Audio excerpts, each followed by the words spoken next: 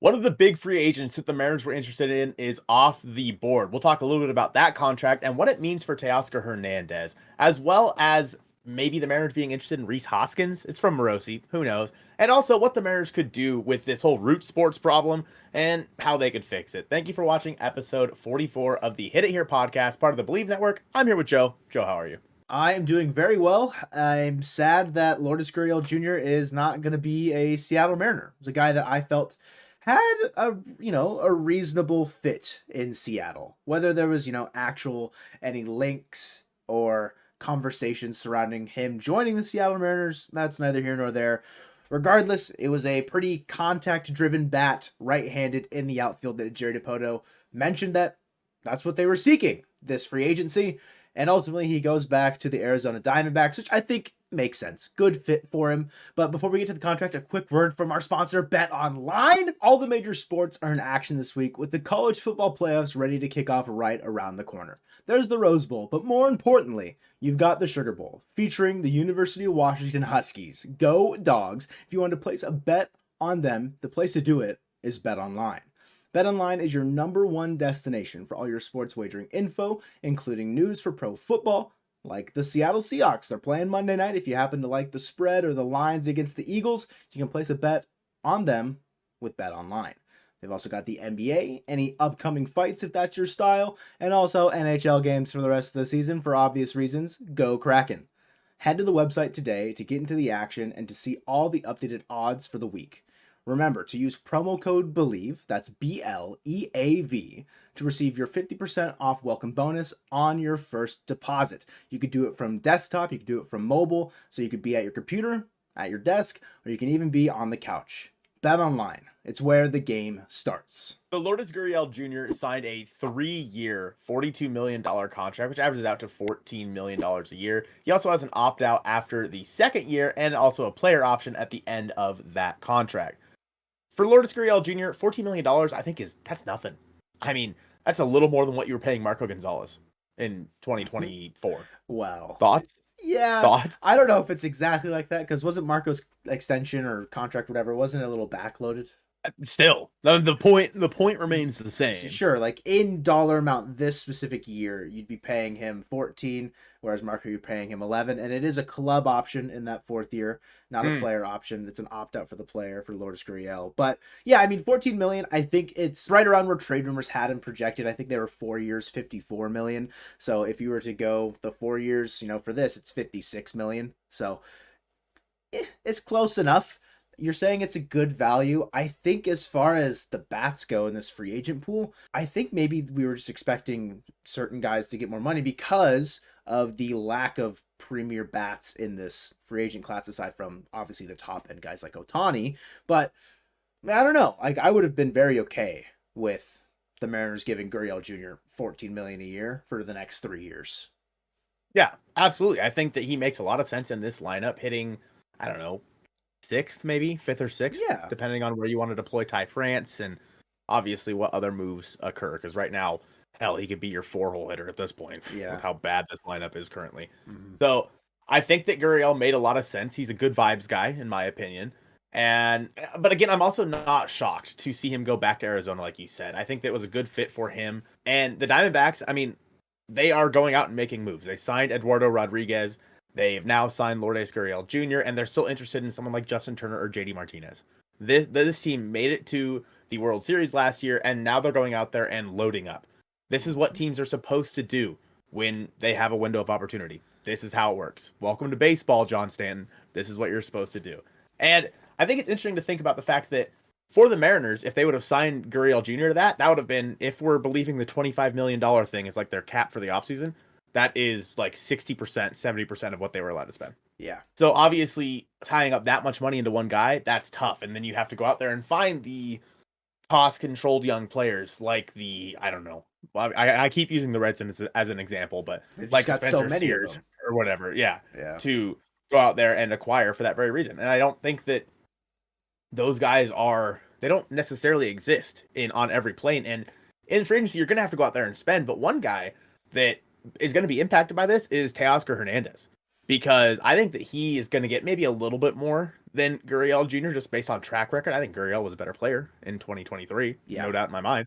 But I think that Teo, if at this point with everything we're seeing, obviously hindsight's 2020, the qualifying offer was way too much for him. Do you agree with that? Well, yeah, like you have to, because the qualifying offer is 20 million in this market right now. Teo's probably not getting more than 15, realistically. Maybe like on a 1-year deal, you could push him to 16 or 17. But as the years add up, his annual average is going to go down. And I think Jim Bowden said 2 years, 28 million. I think you tweeted about it last week. 2 years, 28 million is like something that he could see with the Mariners and Teoscar reunion there. And I don't necessarily disagree with the fact that bringing Teo back could make sense with how the market has kind of shaped. But yeah, not giving the qualifying offer to Teo has been I don't say blessing in disguise, because I mean, how will we know, right? Maybe Teo's worth $30 million next year, and he's an MVP, finalist. Who knows? Who knows? We'll never know. But yeah, like not putting all of your capital into one guy and maybe even being able to bring him back for less than when you would have given him. I mean, that's a W. You can't look at that any other way. If you do bring him back, I mean, some fans might be upset that he's back swinging at sliders in the left-handed batter's box, but it was a guy that you'd considered giving the qualifying offer to at the beginning of the offseason, and now you're getting him back for $6 million cheaper. I mean, you have to be happy about that. And I don't dislike bringing Teo back. Like, you can have a guy like Teo. The problem was the Mariners had like 4. Yeah. They had, Gino, JK, Teo. Like, these guys were running incredibly high strikeout rates. Cade Marlowe, for example. And so I think that I understand. If you can have one guy that's like that in Teoscar Hernandez, and again, good vibes guy, good clubhouse guy. He probably shouldn't play the outfield more than like 30 games. Like, put him out there every once in a while and just have him DH instead, because he was very good as a DH. And I think that for the Mariners, if you're bringing Teoscar Hernandez back, that is the position you're playing him at. That is your plan. That is what you're going to do with Teoscar Hernandez. And at $14 million a year, that's a steal of a deal, in my opinion. Even if he performs like he did in 2023, that's a great value, in my opinion. That is like stellar for what you can get out on the free agent market right now. And I think the Mariners should do it. Yeah. Like, I like Teo. I liked him a lot. I don't care that I cared that he struck out a lot. I liked the guy a lot as well, though. Like, he had some big moments for the Mariners. And I think that bringing him back would go a long way in starting to shape what we're going to see the rest of this offseason. We talked a little bit about it on the live stream earlier today, that he had really high highs, but really low lows for the most part. Like, there were great moments, but then there's also like big blunders in the outfield or big strikeouts in key moments. They're trying to take the extra bag when he probably didn't need to. And so I think if you kind of reinforce a bit more discipline for Teo next year and understand like how close they were as a team last year, having a guy come back into that clubhouse might not be a bad idea, especially with losing guys like Gino, probably not bringing back Tom. And so there's, I think, room for it. And you're saying there can be one guy in your team that strikes out a ton. I agree. It's just having a couple in a row is just creating a black hole in your lineup. And, you're mentioning him not playing the field as much. He only DH'd like 30 times for us last year, played in the field like 120 or however many games he played. If you flip those, or maybe just make it even, split it even, go like 75 and 75 in the field, 75 DH. And it's going to be better regardless overall, because it's limited sample size, but he put up better numbers as a DH offensively. And so if you can get more out of him that way, that's a great way to utilize him. And if you're wanting other guys like your younger corner outfielders like Canzone, Marlowe, or Deloach or whatever to have the opportunity to develop, I think having Teo there as your backup plan for the other outfielder in that tandem makes a lot of sense. And another guy that the Mariners have now been rumored to be looking at, which, we have talked about a little bit, is Rhys Hoskins coming over from the Phillies. Of course, he had that ACL injury last year that basically ruined his entire season. Yeah. And, him maybe also being a DH for the Mariners. Do you like the fit with Hoskins? Do you think it would ever happen? I think I like it the least out of I think the 3 rotating names right now of like Teo, Hoskins, and then if we throw in Soler's name right there, only because of the fit for the team. Hoskins used to be a left fielder, first baseman, is a strictly first baseman now, but next year he's probably going to be strictly DH coming off of that ACL injury. I would be pretty surprised to see him take more than 30, 40 games in the field. And if you have the roster flexibility to go out and sign a guy like that, to, be your Mike Ford with a better track record in 2024, because, I mean, let's be honest, Mike Ford, you weren't going to be happy putting him out there at first base, so that's why he was DHing most of the time. That's why you continue to roll out Ty France and Mike Ford in the same lineup more often than not. So if you're comfortable doing that with France and Hoskins and just letting France stay at first base, that's fine. I just don't know if the Mariners really have the proper roster construction right now to do that, because for me, the biggest upgrade is going to be in the corner outfield spots. Going into next year, spring training, what have you, with the idea that Canzone, Deloach, Marlowe, and then Moore or Haggerty, a lot of them are going to be starting in one of the corners. That's not to me a conducive to a winning strategy. But, if you fill it out with another spot, say you sign a low end guy to go out there and like fill in for them, maybe Hoskins can work in that situation as well. But as far as the fit, I mean, I like it. I could see it working out, but also Hoskins is probably going to be on a prove it deal this year, sign a 1-year contract somewhere, try and get his value back up before really cashing in. The Mariners don't really seem like a big fit for a guy that's probably trying to cash in and have a big year. And MLB Trade Rumors, they projected Rhys Hoskins at 2 years, $36 million, so $18 million a year. I'm not willing to give that to Rhys Hoskins. Like, on a prove-it deal for a right-handed hitter who might just be a DH, that's it for you in 2024. I'm not willing to do it. If he goes out and gets that, great. I mean, don't get me wrong. He's been great throughout his career. Playing in Citizens Bank Park, I mean, plays a role. And I think that with the lineups he's played in also plays a role. You have Bryce Harper hitting behind you, for example, for the last couple of years. I mean, pretty good offensive protection around him, for sure. And so I think that, like you said, 1-year deal for Hoskins makes sense, but I would put him in the tier with Gurriel and Teo, $14, $15 million a year. And I think the same goes for Soler, $14, $15 million a year. That like lower tier of guys, I think makes a lot of sense for that price range. And I think that Gurriel kind of set that market. Obviously, we saw Ohtani sign for $1 gajillion, but he's a player in and of himself, all alone at the top. Yeah, in his own universe. The next guy down is probably Cody Bellinger. Correct. Who apparently is seeking a $200 million deal. So, thoughts on that? It's just too pricey for the Mariners. I think the fit is very well documented that it would work out well for the Mariners if Cody Bellinger were to sign with Seattle. Could be Ty France's backup at first, give him a day off, and then he's also going to be patrolling one of the corners with Julio. And Bellinger's been known to be a great defensive center fielder, has good athleticism, had a great bounce back here with the Cubs in 2023, finally healthy. And he's, you've seen his highs. You've seen him at his peak, but we've also seen him hit rock bottom. And so who are you going to get if you sign Cody Bellinger? And I think that's a big problem, that maybe a team that might not have the financial flexibility to take that risk, or maybe just have deep enough pockets to go out and spend $200 million on a guy. I just don't see it as feasible right now for the Mariners. I would love it. I think it would be a great idea. But at the end of the day, we just don't have the stopping power to do it. MLB Trade Rumors had Bellinger at 12 years, $264, which is ridiculous. With that being said, like $200 million a year, probably like 8-9 year deal. 8 years, $200 million would be $25 a year. So I think that makes sense.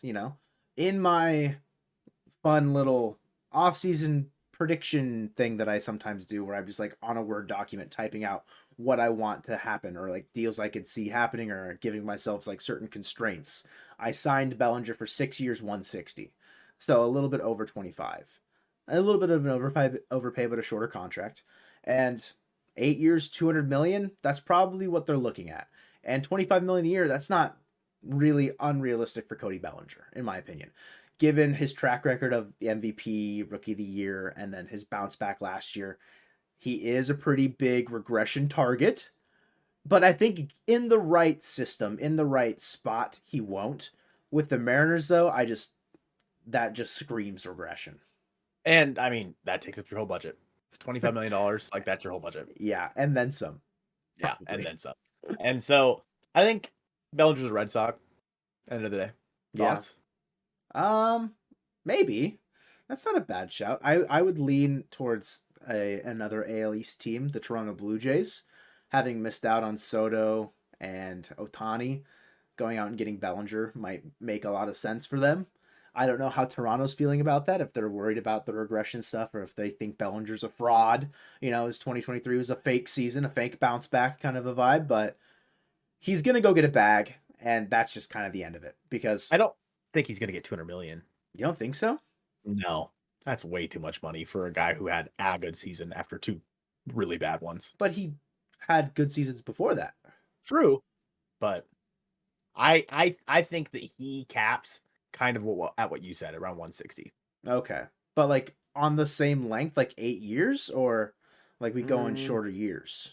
Probably shorter years, I think. Okay. I think AAV wise, I wouldn't be shocked to see him right around 25 to 27. Yeah. But I don't think he's going to get enough years to make it get to 200 million. Like the investment risk just won't be enough. I don't know, like the way the market's kind of going, like Yamamoto's like 9 years, 300 million for some godforsaken reason. Like I get he's a 25-year-old ace, but at the same time, dudes that are pitched in the MLB, I'm not saying he's going to come over and be a bust because he's probably going to be busting the Mariners' ass with whatever team that he goes to. He's going to be carving. But like, dude, that's a ton of cash to throw at a guy that you have no idea. But then we see Lourdes Gurriel, but you have an idea what you're going to get. Get 14 million. Yeah, it's right around I think that's the sweet spot for where the Mariners should be looking to sign. Like you're saying, that pool of players around 14 to 15, whatever.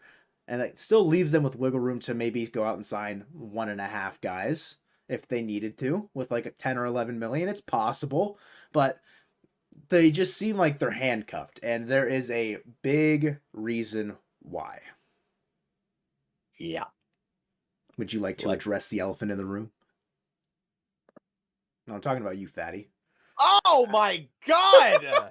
Hey guys, it's me, the elephant in the room. Jesus. Joe made a video about the Mariners and their budgetary, is that even a word? It is now. Constraints, right? And it allegedly comes down to this Root Sports, regional sports network thing that's going on. The Mariners have now taken full control of Root Sports. And they think, I'm not going to go too deep into it. If you want to look at it, go watch Joe's video on it. It was way better than what I'm about to say. But the breakdown of what the problem that John Stanton's having is that they're going to be losing money. They have to now divert funds to running the regional sports network.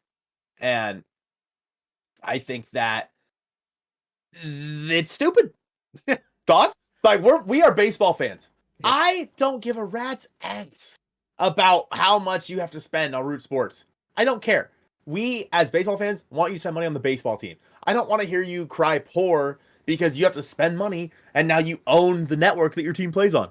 I don't care. Like, if that's the case, go. If you're so worried about it, go to Comcast and say, hey, we want you to bring it back down. We'll give you these deals instead. Yeah.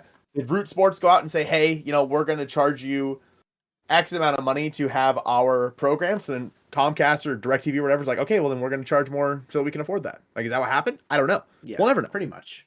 But Joe and I have a solution that'll fix everything. Kind of. And we are very, very professional, and we definitely know what we're talking about when we talk about this. Yeah. Joe, what's our solution? So the Mariners, right? They're in some sort of agreement with the MLB and their media rights. And the Mariners have a YouTube channel. They have free to use streaming content platforms. Doesn't even have to be YouTube. It could be Twitch. Maybe they want to go sign a deal with kick.com if they wanted to. I don't care. Or if Bezos comes and buys the team, Twitch is right there with Amazon, right? Odd. There's so many different avenues, but free to use streaming services. Let's just stick to YouTube here. Okay, sure, we'll stick to YouTube, whatever. But when you live stream on YouTube, if you're live streaming the games, you, within like YouTube studio, the broadcaster can control when ads get played. And if the big issue was, we don't know when commercials are going to happen, believe it or not, the person controlling it can do that. So in the natural breaks in the game where you'd see commercials on TV, on cable TV, you could just place ads. You could place mid-roll ads right there, and it'd be a 30-second non-skippable ad. It'd be a 15-second bumper ad, whatever. There's so many different things that can be done on a free-to-use platform with ads that would supplement some sort of cost. And it's free to use. You don't have to pay any cable company to do it. And you own all of the media rights already. And of course, like Colton said, we're dumb. We don't know how it works. But in our mind's eye, it seems like such an easy thing to do, to create just like that avenue of streaming it yourself. And if they own 100% of the media rights, or with Root Sports, you could put the Root Sports channel on YouTube, or you could just put it on the Seattle Mariners YouTube channel. That's already a verified account. I've seen a lot of people say that, oh, if they made a Root Sports app, would you pay $11.99 a month for it? Probably. Yeah, easily. If there's no blackouts, duh. I mean, I don't have to worry about blackouts where I'm at. But for the people that live in, the areas in which those are broadcast, that's been a problem. And so with them owning 100% of the whatever, like I said it a ton in my video, I don't want to hear about that. Nobody wants to hear about that anymore. Just figure it out. You have the capital. And if you don't, go find someone that does. Sell the team to someone that does. And our system, our idea, 100% flawed. Because my question is like, how would the cameras and all that stuff work in terms of broadcasting it to like one central location into like a stream? I have no idea. But like in the same way, if John Stanton's like, oh, we're not broadcasting any games next year, obviously the MLB would take it over. But like, we're not broadcasting any games except for, it's going to be one camera, one still camera angle, like behind home plate, looking out over the whole field. I'm sure people would still watch the game to some extent, right? Because we're just going to want to watch the games. But I'm just tired of like this seemingly just being a roadblock. They already broadcast games on YouTube. YouTube gets like a game a week at least. And I mean, when we live stream, you can switch between scenes seamlessly. Boom, switch scenes, easy. That's all you got to do. You have video engineers at the working for Root Sports. It's the same thing in my opinion. It's no different. Switch camera. Yeah, just switch camera. That simple.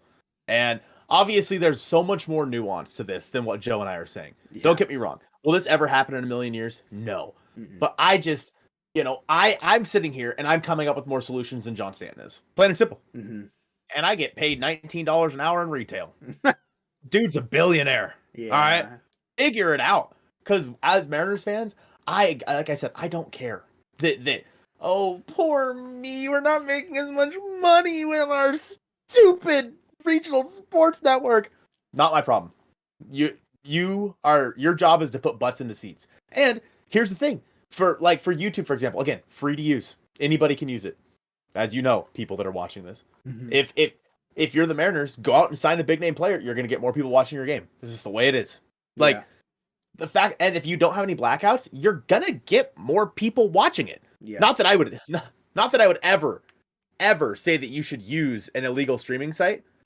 But I'm just saying, you could get everybody onto a legal streaming site and you have more eyes on it. Everybody's seeing ads. There are ways to do this, is what I'm saying. There are plenty of ways to do this. And the Mariners crying poor is not right. Because it's hard for me. I actually have trouble watching Mariners games. I do. Because I have Dish Network. They don't carry Root Sports anymore. They don't. So I had to buy Fubo last year so that I could watch the stupid Mariners game. So I was spending always like 20, 30 seconds behind me. Yeah, and I was behind everything. Joe would be like, "Oh man, that was so cool." I'm like, "Sick, Joe. Haven't even seen it happen yet." Yep. Sounds good. Thanks, man. Thanks. So I'm like, it wasn't even worth it half the time to try to boot up Fubo and all these other things. I'm like, whatever, I'll just listen to it. Or like, I'll just stick with put it on the radio. Do you something I just thought of, as far as like they were like collecting ad revenue on this, right? Would the hit in taxes or, them taking part of the ad revenue from like the watched ads on YouTube, do you think that would be a monetary constraint like they'd be worried about? Because I don't know like what it would cost to say like, hey, Comcast, here's our Mariners broadcast thing, and then like how much money does that cost in terms of like transactional?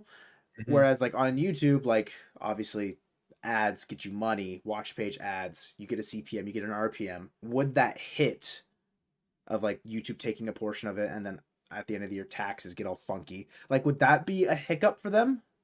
I guarantee that the Seattle Mariners as an organization can work something out with YouTube where it's not. That's true. That's a good point. Like that the Mariners are $1 billion organization. Yeah. Like for example, Twitch streamers. This is so off the rails. Twitch streamers. There were people there. Some of them were making Oh. more like of a revenue than Mm-hmm. like partners were making more revenue. So Yeah, or like certain guys got deals where like they got a strict yearly salary and Twitch or whatever took all of their sub revenue. Like yep. which is like something that usually doesn't happen, but like for the bigger named people, they would get zero of their sub revenue but get a flat fee paid to them, or not fee, something paid to them up front for that year. Yeah, I don't know. There's got to be a way to figure something out to where this stress that's on John Stanton can just be very nullified in a seemingly quick manner. Mm-hmm. And this is what sucks because this is what we have to talk about this offseason.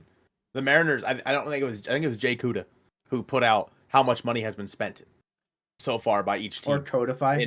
Or was it Codify? Yeah. I think it was Codify. How much money was spent by each team. And the Mariners, big fat goose egg in terms of free agency. 0. To be fair, they're not the only team. Like, the free agency's been moving very slow. The fact of the matter is the Mariners have saved $40-something million this offseason. And they're only say they're going to be able to spend 25. And it's all because of this. They're going to tell you it's all because of this stupid deal. They have the money. They do. Don't let them tell you they don't. It's all because of this stupid TV deal. And that, as Mariners fans, is what we have to focus on this offseason instead of watching our favorite baseball team go out there and get players to try to win the World Series. The only team that's ever been there. And we have to hear about how they are a mid-market team who was 10th last year in all of attendance in baseball. But they have the 18th or whatever highest payroll. Now, if you're unfamiliar with what is going on with this stupid Root Sports thing, Joe made a really good video. It's on the screen now. Go ahead and check that one out. Thank you guys so much for watching episode 44 of the Hit It Here podcast presented by Bet Online, and go Mariners.